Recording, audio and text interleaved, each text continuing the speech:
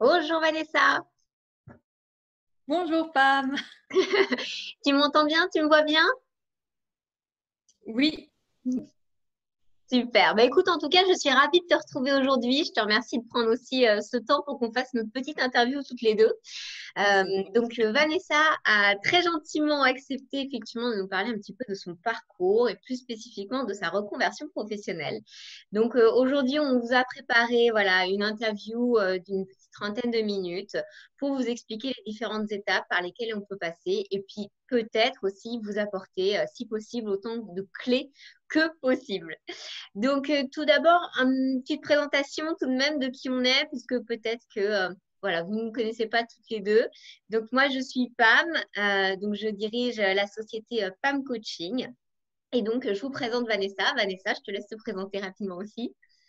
donc Vanessa et moi je gère Dealeuse de lumière, donc aussi du coaching pour les femmes qui veulent une vie alignée et épanouissante. Voilà, donc effectivement, on a la chance de nous être rencontrées toutes les deux à l'école, puisqu'on a fait notre master de coach consultante professionnelle à Link Up Coaching, où donc par la suite, on a décidé l'une comme l'autre donc de rester en contact, puisqu'on avait eu beaucoup d'affinités à ce moment-là, de continuer sur plusieurs items en tant que binôme coach, et puis chacun développer sa société aussi. Donc Vanessa sur Dealeuse, qui est vraiment sur l'épanouissement de la femme. Et puis moi sur Pam Coaching, le côté transition, accompagnement professionnel, reconversion. Voilà. Est-ce que tu veux ajouter quelque chose, Vanessa? Non, c'est pas. Non? Ok, ça marche.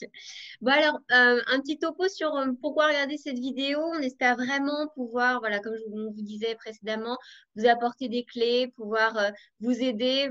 Peut-être allez-vous vous reconnaître dans le récit de Vanessa où effectivement elle a vécu beaucoup, beaucoup de choses, vous allez le voir. Et on espère que ça vous parlera et donc que ça pourra donc vous donner tout le nécessaire pour la suite, aussi bien en coaching que autre chose si nécessaire. Voilà. Bon, bah écoute, je te propose dans ce cas-là de démarrer tout de suite l'interview en elle-même. Très bien. Ok. Bon, alors je te laisse te présenter un peu plus concrètement qui tu es, quel est ton parcours et qu'est-ce qui t'a amené jusqu'à la reconversion. Ok. Alors, eh bien, j'ai 36 ans. J'habite en région parisienne, près de Versailles. Et en termes de parcours, en fait, moi, auparavant, j'étais chef de projet marketing, donc rien à voir. Hem, mais c'est vrai que tout au long, en fait, de mes études et de ma vie, j'ai toujours fait un peu mes choix de manière, je savais pas forcément où je voulais aller. J'avais pas une vocation et je savais pas forcément ce qui m'intéressait. Et c'est vrai que je trouve que quand on est, à l'étape du bac, on doit choisir des études, il y a une certaine pression parce que c'est presque tu dois choisir le métier pour ta vie, comme Pour si le on pouvait restant de plus tes changer jours. par la suite. Hmm. Ouais, exactement. Donc ça, c'est une grosse pression. Et après, au-delà de ça, je trouve aussi que l'orientation, on est très mal orienté. Moi, je me suis pas du tout sentie orientée correctement pour savoir ce qui, moi, me plaisait, euh, pour savoir ce que je voulais faire. Donc, du coup, j'ai fait un peu des choix. J'ai presque envie de dire, pas au hasard, mais en me disant, Par bah tiens, dépit. Hmm. par dépit, ouais, un peu en me disant, bah d'ailleurs, j'ai fait une première année de fac de géographie qui m'a servi absolument à rien. Mais parce qu'à un moment donné, je me suis retrouvée un peu au pied du mur. J'ai eu mon bac, je me suis dit, mince, il faut que je fasse quelque chose. Ouais. Hmm. Je me suis dit, bon, j'aime bien les voyages, j'aime bien, bon, ok, la géo, mais en fait, ça menait à des métiers qui ne m'intéressaient pas. Donc après, j'ai fait un BTS commerce international parce que pareil, il y avait encore ce côté international. Déjà, ça m'a un peu plus intéressée. Hmm. Et puis après, je savais que je voulais continuer, que je voulais faire une école de commerce. Donc c'est ce que j'ai fait. Et je voulais me spécialiser dans le marketing. Mais Mais c'était toujours un peu, ouais, ça oui, veut dire qu'en fait, déjà, même au départ, au moment donc, où tu passais le bac, tu savais pas concrètement ce que tu avais envie de donner comme ligne directrice à ton avenir. Et non. en fait, tu as pris donc, ces choix parce que c'est ce qui te paraissait peut-être plus logique, on va dire, à ce moment-là, mais sans pour autant connaître vraiment le marché, connaître les métiers possibles, savoir ce qu'il y avait autour de toi et être vraiment accompagné par une structure qui t'aurait donné les clés, en fait, pour pouvoir vraiment avoir ces champs de vision larges.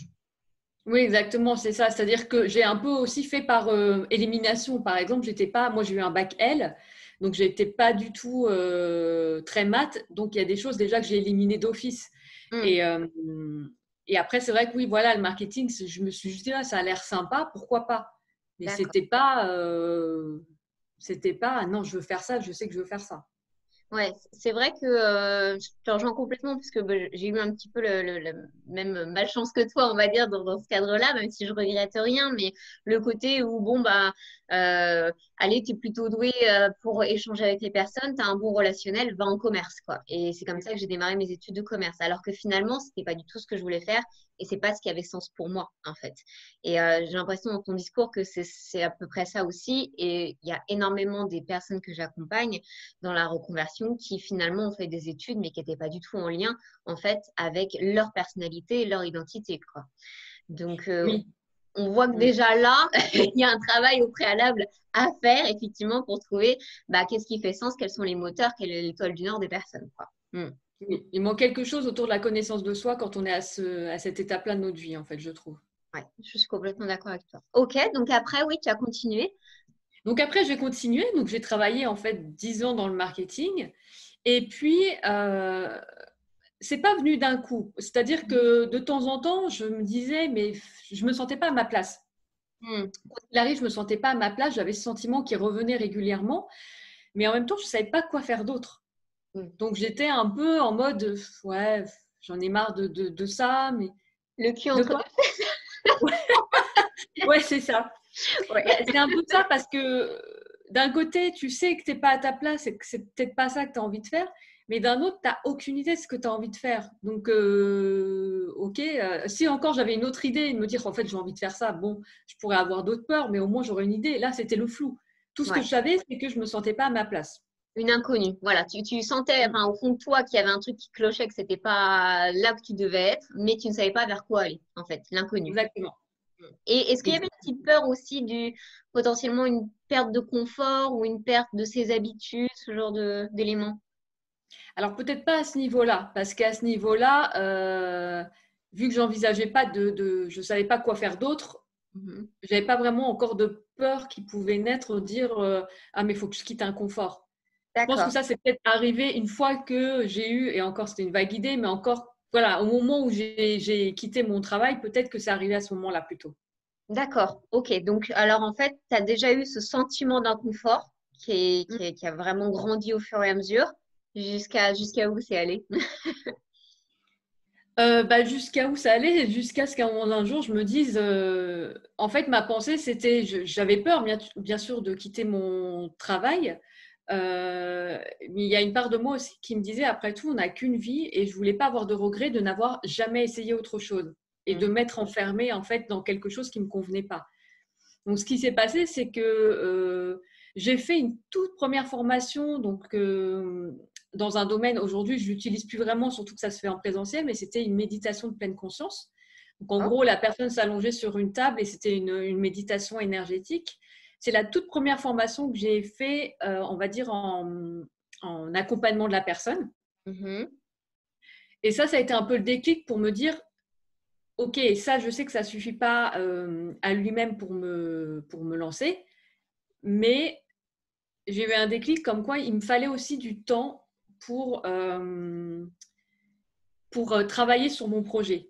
Si tu veux, et ça je l'ai compris avec, je vais parler un peu de human design, mais en gros, l'human design, c'est un outil de connaissance de soi. Aujourd'hui, avec le recul, je comprends pourquoi j'ai eu ce besoin-là, parce que gérer et un travail à temps plein, surtout que c'était un travail de cadre, donc c'était vraiment des bonnes journées, et travailler sur un projet à côté, je n'avais pas l'énergie pour ça. Hmm. Ça, c'est lié à mon profil de projecteur, voilà, dans le human D'accord. design. On verra si à un moment donné on en parle plus ou pas, mais voilà. Et j'ai vraiment ressenti le besoin de me dire, OK, en fait, je sais toujours pas ce que je veux faire.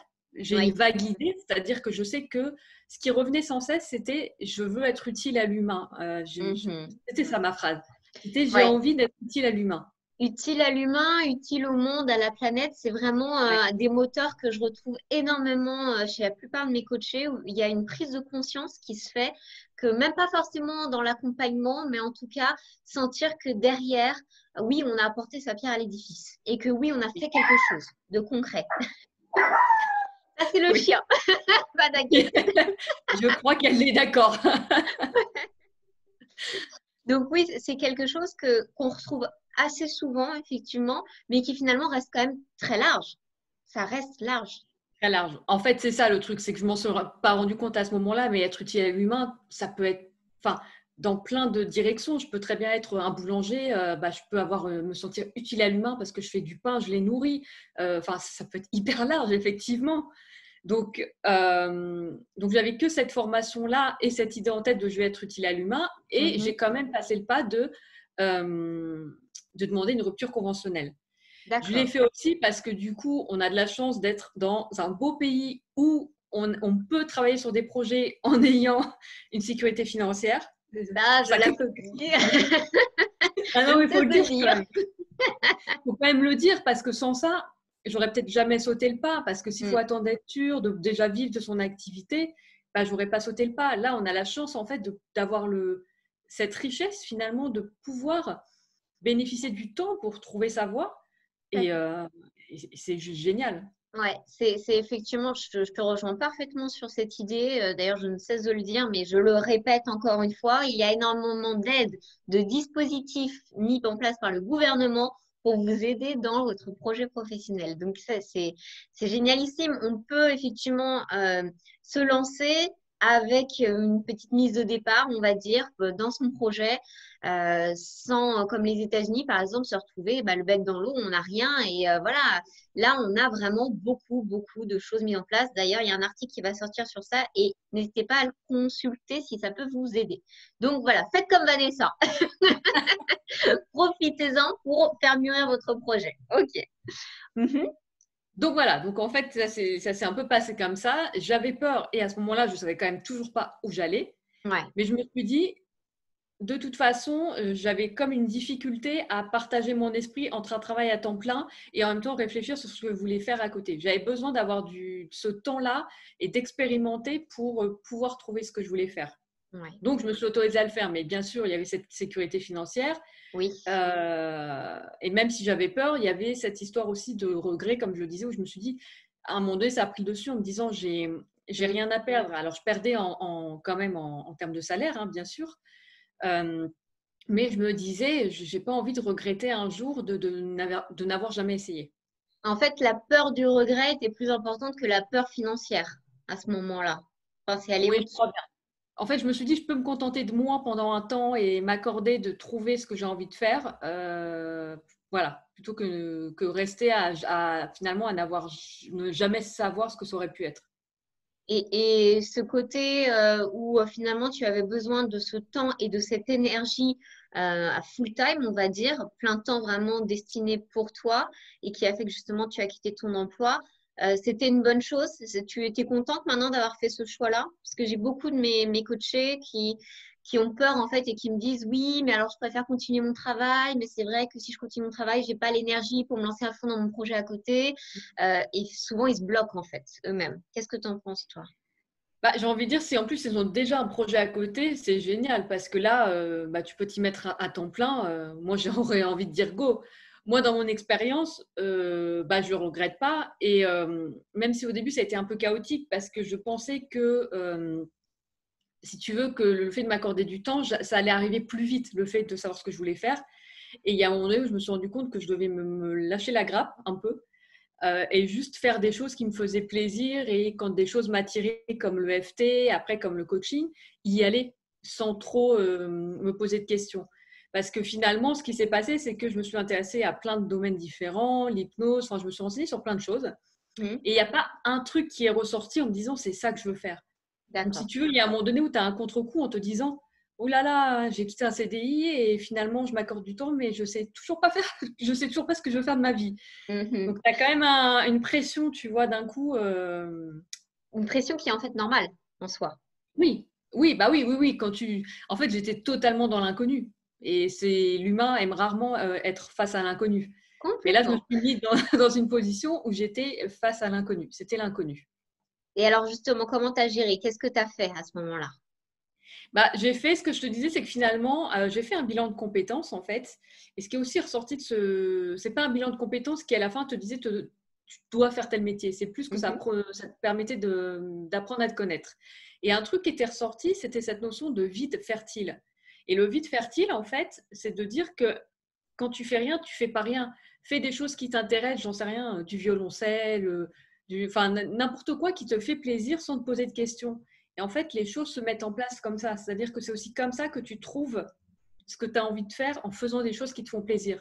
Donc, j'ai appliqué en fait ça à des formations qui m'intéressaient. Donc, comme la toute première, enfin la deuxième, du coup, si je compte l'autre première, mais qui a été l'EFT. Ouais.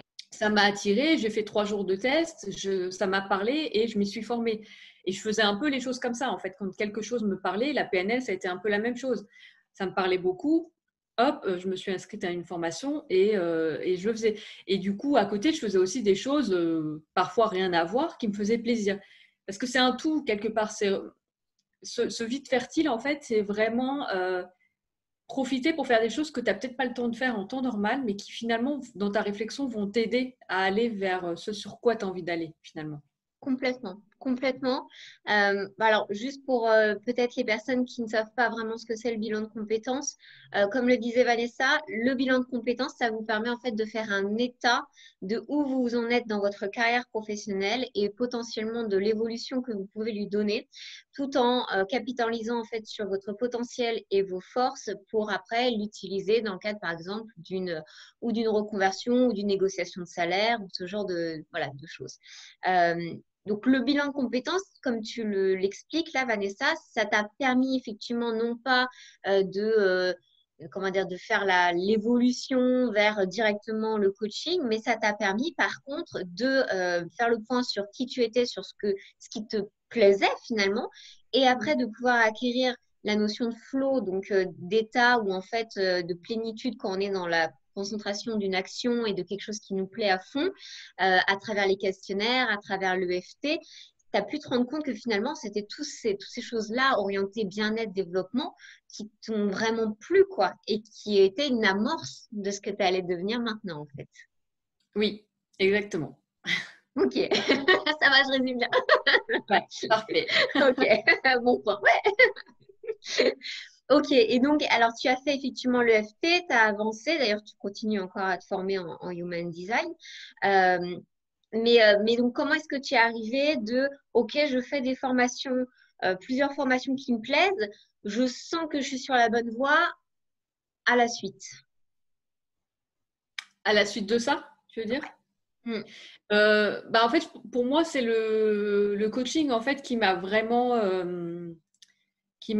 aidé à me dire, ok, j'ai envie de proposer ça en fait. Donc, la ligne directrice reste toujours la même, c'est effectivement d'accompagner les femmes à être beaucoup plus alignées, beaucoup plus épanouies dans leur vie, parce que c'est ce par quoi je suis passée aussi. C'est-à-dire qu'en même temps d'avoir bougé ma vie professionnelle, j'ai aussi bougé ma vie personnelle. Et Mhm. donc, il y a ce truc pour moi de dire que c'est possible, et c'est ce à quoi je vais accompagner les femmes. Et c'est vrai que ma formation de coaching m'a permis un peu de cadrer tout ça. Et en fait, je me suis rendu compte aussi que j'évoluerai toujours dans ma pratique. C'est-à-dire que, par exemple, comme tu disais, maintenant je me forme au Human Design, je vais intégrer ça dans mes offres. Finalement, à chaque fois que je vais retrouver quelque chose qui me plaît, je vais faire en sorte de l'intégrer, mais ça reste dans l'accompagnement finalement de la femme Mhm. épanouie. D'accord, ok. Et donc, lorsque tu as donc démarré le master de coaching, est-ce que tu savais derrière que tu allais monter ta structure, être indépendante, continuer effectivement sur le coaching et les séances complémentaires? Ou est-ce que finalement, vu que tu as découvert cette expérience, tu t'es dit, bon, bah, pourquoi pas j'irai là-dedans? Oui, ça me correspond finalement. Comment ça s'est passé? Bah, alors en fait, avant le coaching, ma structure, on va dire, je l'avais montée quelques mois avant. Mhm, Puisque j'avais déjà ma formation de d'EFT, qui était une formation complète de thérapeute EFT. Donc, je l'avais commencé à la monter avant. C'est juste que le coaching m'a permis de structurer une offre peut-être plus complète, parce que moi, j'avais vraiment envie qu'il y ait une base d'accompagnement plus solide mm, au-delà de l'EFT pour accompagner les personnes. Donc, c'est plus, d'accord. je l'avais déjà monté quelques mois avant.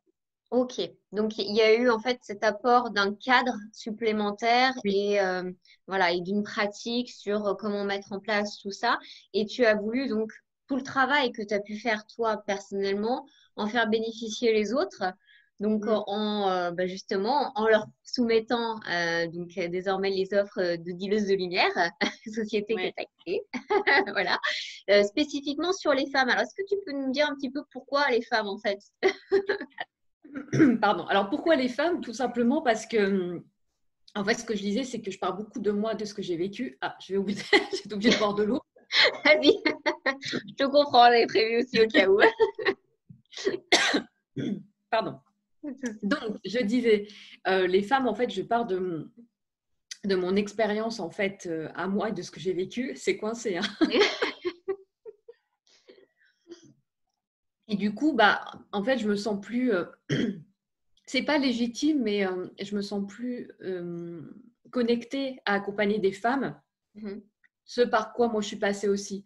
Parce que j'ai cette expérience de femme qui a vécu différentes choses. Voilà, je me sens euh, plus connectée, à mieux comprendre ce par quoi elles peuvent passer. Et c'est pour ça qu'en fait, je cible vraiment les femmes. Hmm. D'accord, ok. Non, je comprends bien. Et au niveau de maintenant, la vie que tu as, est-ce que par rapport au début de ton histoire, est-ce que tu sens qu'il y a un vrai alignement qui s'est fait, une harmonie de tes vies? Comment est-ce que tu le perçois justement? Alors oui, je sens que vraiment je suis, bah, tu vois, cette notion que je disais de ne pas être à ma place quand j'étais en entreprise, c'est quelque chose en fait que j'ai plus aujourd'hui. Je me sens vraiment à ma place et même si je fais évoluer mes Hmm. offres et que ça change, justement, je me laisse aussi la liberté de pouvoir le faire. Et, euh, et quelque part, donc je reviens un peu sur le human design, c'est vrai que ce profil en fait de projecteur qui est un peu différent des autres, mais voilà, ça a été aussi un alignement par rapport à ça, dans le sens où, ça c'est une toute petite aparté, mais le projecteur n'est pas quelqu'un fait pour travailler des heures et des heures sur toute une journée et enchaîner les heures. Donc du coup, c'est vrai que ça ne coïncide pas forcément avec le travail en entreprise, a priori. Donc j'ai senti aussi cet alignement par Ouais. rapport à ça. D'accord, donc une meilleure connaissance de soi en fait, et qui passe par donc l'analyse de son profil, de qu'est-ce qui correspond à ce profil, de comment est-ce qu'il est constitué, et de ce qui est le meilleur pour lui, et de comment faire en sorte que sa vie soit plus justement oui alignée en fonction de voilà si c'est moins travaillé par exemple d'une bêtise le matin et plus l'après-midi, c'est effectivement faire en sorte que et c'est Mm. surtout la possibilité de pouvoir le faire. Parce que, comme tu Mm. dis, dans vie en entreprise, c'est pas toujours possible lorsqu'on est en CDI, avec un employeur, ce genre de choses. Hmm. Non, effectivement. Ok, super. Et alors, est-ce que tu aurais un avis à nous donner sur tout ce qui est accompagnement en transition? Vu que toi, tu as fait un bilan de compétences, que tu fais du coaching maintenant également, qu'est-ce que tu en penses de tout ça? Et bah, avec le recul, alors c'est vrai que moi, avant de faire ma formation de coaching, j'avais un a priori sur le coaching. Mhm. Je sais pas, j'avais un gros a priori et spontanément, je n'avais pas forcément envie d'aller vers le coaching. Ce qui est ironique maintenant, puisque c'est quand même le comble. Mais maintenant que j'ai découvert, je me dis, mais en fait, c'est génial. Mais du coup, je me dis qu'à l'époque, si je pouvais Hmm. parler à la moi de l'époque, je pense que me faire accompagner m'aurait en coaching, du coup, avec un accompagnement justement de transition, m'aurait permis de peut-être trouver ma voie ou en tout cas mieux me comprendre et mieux exploiter qui je suis plus rapidement. Hmm. Parce que c'est vrai que ça a duré des mois et des mois, en fait, mon moment où j'étais dans le flou, je ne savais plus ce que je voulais faire, où j'étais complètement paumée finalement. Ça a duré quand même longtemps. Et je pense qu'un accompagnement en coaching m'aurait vraiment permis d'avoir des grosses clés de compréhension sur qui je suis, m'aurait guidé à me poser les bonnes questions, parce que je Ouais. pense qu'à cette époque-là, je ne me posais pas les bonnes questions. Et ça m'aurait permis de faire ce cheminement de manière plus rapide. Hmm. Ouais, je te comprends complètement. J'ai eu le même un petit peu ressenti que toi lorsque moi j'ai fait mes reconversions. Donc voilà, le côté où effectivement on est un peu perdu, on ne sait pas quoi faire, comment le faire, qui on est vraiment. En fait, même on ne se pose pas les questions sur soi. Alors que le coaching, bon, au départ j'avais aussi beaucoup d'a priori, hein. Je me disais comment est-ce que quelqu'un peut me dicter ce que je suis censée faire alors qu'il ne me connaît pas, ce qui n'est pas du tout du coaching en fait, hein. Maintenant on le sait. Mais maintenant, avec le recul, bien sûr, avec l'accompagnement Socrate que je propose à mes coachés, là, on travaille vraiment sur en fonction de la personne, en fonction de ses besoins, de qui elle est, ce dont elle va pouvoir mettre en place effectivement pour la suite son plan d'action, son plan de route qui lui correspondra parfaitement, quoi. Et oui, ça fait gagner du temps, en fait. Ça fait gagner du temps. Bah, tout comme je suppose que tes coachings font gagner énormément de temps aussi sur la compréhension de soi, son fonctionnement humain, la perception, les croyances, etc., qui sont aussi des éléments très importants à travailler en coaching. Oui, oui, c'est ça. C'est que je pense que tu peux peut-être avancer seul parce que pour moi, on dispose de beaucoup de ressources, mais potentiellement, tu vas mettre beaucoup plus de temps. Voire, tu vas bloquer sur certains points parce que bon, notre inconscient est très fort et nous-mêmes, on a besoin en tant que coach d'être accompagné parce que l'inconscient et le mental sont très forts. Donc, c'est vrai que quand tu pars sur un coaching, bah, tu te donnes toutes les chances d'atteindre beaucoup plus vite ton objectif. Et Ouais. c'est ça tout l'intérêt aussi. Mm. Je suis bien d'accord avec toi. Est-ce que tu aurais un petit conseil à donner à nos téléspectateurs, à nos communautés pour la suite, justement? Quelque chose que tu aimerais partager avec eux? Et bah, moi, ce que j'aimerais partager, c'est un peu de dire qu'en fait, tout est possible, que finalement, vous êtes votre seule limite et que quand vous faites sauter cette limite, et ben vraiment, en fait, tout est possible. Rien n'est impossible. C'est magnifique, je suis complètement Voilà. d'accord. Ouais, ouais, ouais, c'est très, très joliment dit, bravo. Bah, merci beaucoup en tout cas, Vanessa, pour Merci à toi. cet échange, pour cette interview, pour tout le temps que tu nous as donné. Merci à vous d'avoir regardé la vidéo. Surtout, n'hésitez pas, vous pouvez nous retrouver sur les différents réseaux sociaux. Donc, Vanessa, toi, tu es sur Instagram, Facebook, LinkedIn et son site internet dilezelumière.com. C'est bien ça? C'est ça. Ok, super.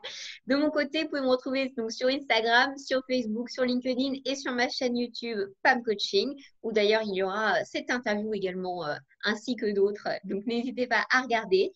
Et puis surtout, si vous voulez voilà, nous motiver, continuer à ce qu'on fasse du bon travail de coach, qu'on se donne à fond, mettez-nous un petit plus, un petit j'aime. Ça nous aide toujours beaucoup et puis ça nous fait très plaisir. Yes. Super. Bon, bah merci beaucoup encore, Vanessa. Et je te dis Merci à toi. à... Au Salut. revoir. Salut.